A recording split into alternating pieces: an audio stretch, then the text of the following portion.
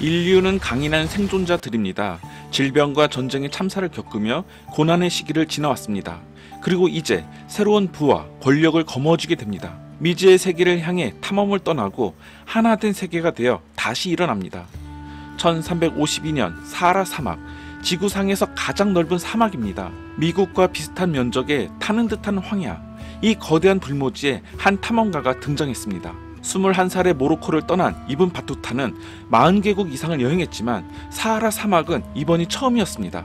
그에 따르면 사하라 사막은 인적 하나 없는 적막한 곳으로 길도 누군가가 지나간 흔적도 없는 온통 모래뿐이라고 합니다. 하지만 사하라 사막이 있었기에 인류는 지금까지 살아남을 수 있었습니다. 당시 패스트가 아시아와 유럽 그리고 중동 전역을 휩쓸고 있었고 세계 인구의 20%가 목숨을 잃었습니다. 이븐 바투타가 남긴 기록을 보면 시리아의 다마스쿠스에서는 하루에 2,400명이 죽었다고 합니다. 하지만 사하라 사막이 전염병의 진로를 차단했습니다. 기온이 60도까지 오르기도 하는 사하라 사막, 이런 열기 속에서는 병균이 살아남지 못합니다. 사실 살 수 있는 생명체가 거의 없습니다. 물도 없고 더위는 살인적인 데다가 헛것이 보이기 시작하면 정신을 차리기 어렵습니다. 열사병은 몸에서 열을 식히는 기능이 마비되는 병으로 인체는 수분을 배출해 열을 식히는데 몸에서 땀이 나질 않는 것입니다. 그렇게 되면 정상적인 사고가 불가능해져 이상 행동을 보이다가 그만 죽고 맙니다. 이븐 바투타가 열사병으로 쓰러지자 함께 여행 중이던 투아레그족의 도움을 받게 되는데 투아레그족은 북아프리카 출신의 유목민으로 사하라 사막에서 1000년 이상을 살았습니다. 그들이 거래한 품목은 오늘날 우리가 당연히 여기는 것이지만 당시에는 매우 귀한 소금이었습니다. 사실 소금은 우리의 생사를 결정할 만큼 매우 중요합니다. 냉장고가 없던 시절에는 음식을 보존하는데 소금이 꼭 필요했습니다. 수분을 흡수하고 박테리아의 성장을 억제하기 때문입니다. 염장식품은 1년 가까이 보관할 수도 있습니다. 이러한 소금을 손에 넣는 사람이 권력을 차지하게 됩니다. 식량도 없이 바다 건너편으로 군대를 보낼 수는 없기 때문입니다. 투아레그족은 매장량이 풍부한 소금 광산을 발밑에서 찾아냈습니다. 수백만 년 전 바다였던 사하라 사막, 물이 증발하면서 엄청난 양의 소금이 만들어졌습니다. 소금 무역은 투아레그족의 생계 수단입니다. 사하라 사막에서 소금을 캐내 수백 킬로미터 남쪽으로 가져갔습니다.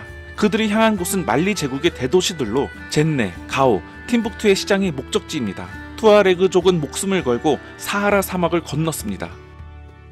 여행자들이 가장 두려워한 것은 모래 폭풍입니다. 눈 깜짝할 새 시속 110km 이상으로 불어오는 모래 폭풍이 일면 공기 중에 모래가 한가득입니다. 눈과 코 그리고 폐에 모래가 들어가고 앞을 볼 수 없습니다. 또 자동차 페인트가 벗겨질 만큼 강하며 몸을 피하지 못하면 죽게 됩니다. 2달간 사하라 사막을 건넌 이븐 바투타 일행이 드디어 목적지에 도착했습니다. 말리에서 소금은 매우 귀한 상품으로 투아레그족이 가져온 물건을 내놓으면 그들은 값을 금으로 치렀습니다. 오늘날 금은 대부분 땅속 깊은 곳에서 채굴해야 합니다.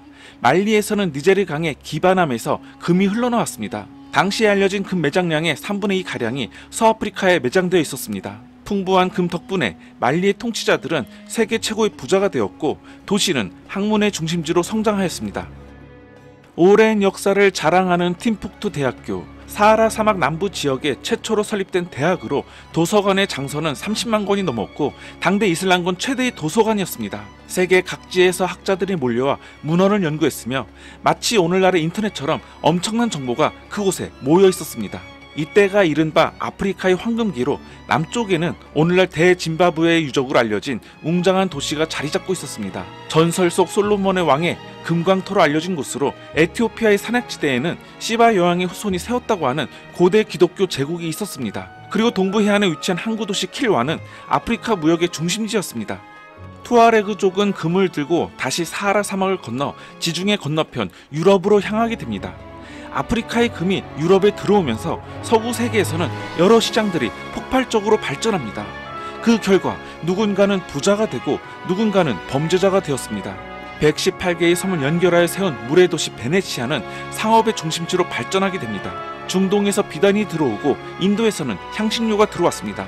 베네치아가 융성한 비결은 아프리카의 금 덕분입니다. 불과 70여 년 전 베네치아는 전염병 때문에 인구의 절반을 잃었습니다. 인류의 역사를 살펴보면 재앙 뒤에는 늘 기회가 따랐습니다.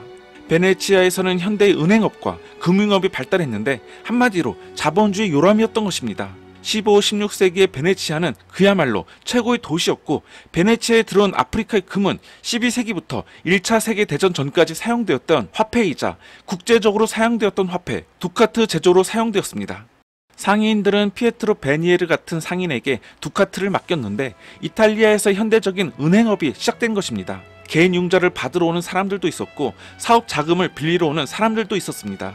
가난한 사람들도 돈의 유혹에 이끌려 베네치아로 모여들었고 직업도 없이 떠돌던 한 사람도 허기에 지쳐 유혹에 흔들리게 됩니다. 금 1kg 상당의 340두카트가 든 주머니를 낚아챘는데 피에트로 베니에르는 그를 반드시 잡아야 했습니다. 은행가가 신용을 잃으면 일을 계속할 수 없습니다.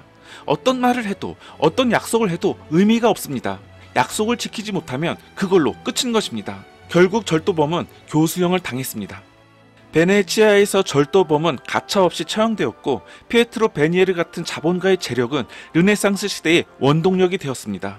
인류 역사상 학문과 문화가 찬란하게 꽃피운 시기 르네상스, 죽음의 전염병이 휩쓸고 지나간 후 부활의 시대가 열린 것입니다.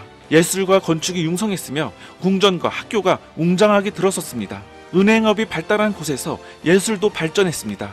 물론 대부분이 은행가 개인을 위한 작품들이었지만 그 아름다움은 영원하게 여겨졌습니다. 8,000km 떨어진 중국에서도 부흥의 문이 열리려 하고 있었습니다.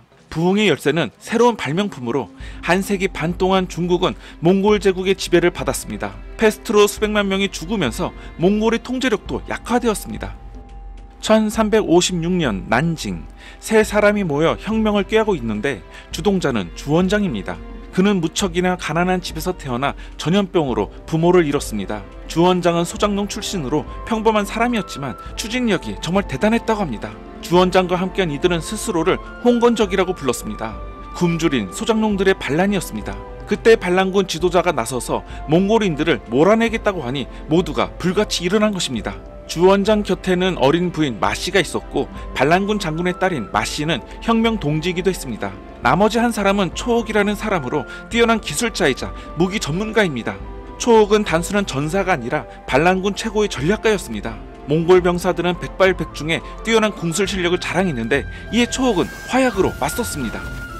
생명의 묘약을 찾던 중국 승려가 이미 300년 전에 화약을 발명했습니다. 엄청난 폭발력이 있다는 것을 알아내기 전까지 화약은 불꽃놀이에 쓰이는 재료에 불과했습니다. 초옥은 인간 천둥이라는 무기를 설계했습니다. 작은 돌을 구멍에 넣고 화약으로 쏘아 올리는 무기인데 정말 치명적인 조합으로 이후 전쟁의 양상이 달라지게 됩니다. 주원장은 총의 잠재력을 알아보고 이 무기로 몽골 제국을 정복하기로 작정했습니다. 얼마 지나지 않아 총의 위력이 시험대에 오르게 됩니다. 칭기즈칸이 중원을 장악하고 150년이 흘렀는데 주원장이 난진 전투에서 홍건적을 통솔했습니다. 홍건적은 중국에서 몽골인을 추방하려는 소장농의 군대로 적에 맞서는 이들 전략의 핵심은 인류의 역사를 바꾼 무기, 바로 총입니다. 홍건적이 사용한 총은 아직 조악한 형태로 정확한 조준이 불가능했습니다.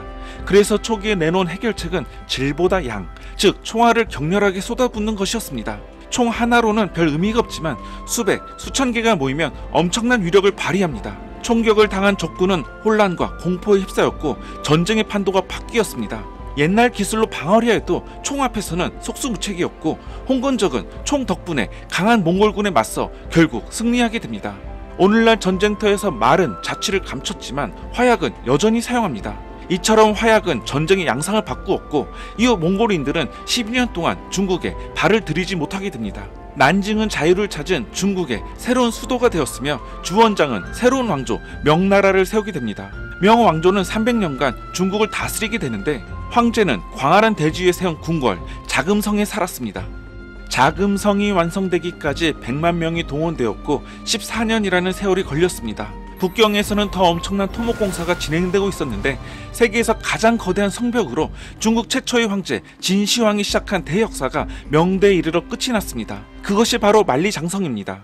그리고 인쇄기술 역시 동양에서 처음 시작되었는데 완성된 것은 유럽입니다. 인쇄술은 화약만큼이나 세상을 변화시켰습니다.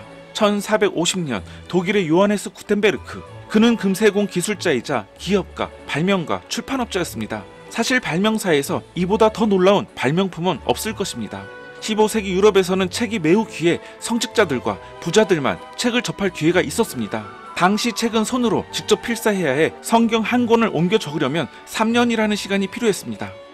책 안에 담긴 지식은 권력과 마찬가지로 아무나 책을 볼 수 있었던 것이 아닙니다. 동양에서 이미 700년 전에 목판 기술을 발명했지만 인쇄 과정이 느리고 복잡했습니다. 유럽에서도 목판 인쇄술을 알고 있었지만 인쇄술이 산업으로 발전할 수 있었던 건 구텐베르크 덕분입니다.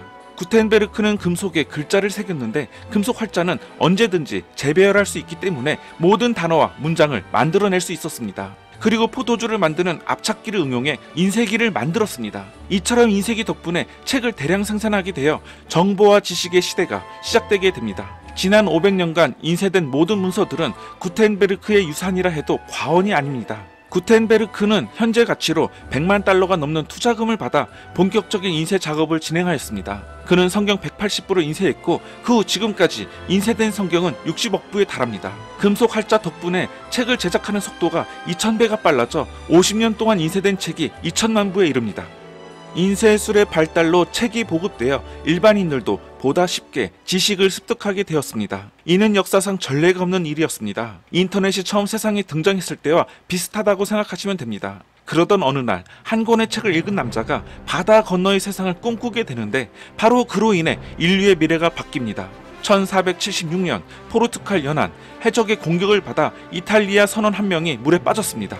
선원의 이름은 크리스토퍼 콜럼버스. 훗날 세계를 하나로 통합시키게 되는 몽상가. 그는 신이 특별한 목적이 있어 자신을 살렸다고 믿었습니다. 역사를 살펴보면 단 한 사람이 엄청난 영향을 끼치기도 하는데 콜럼버스가 바로 그런 인물의 전형입니다.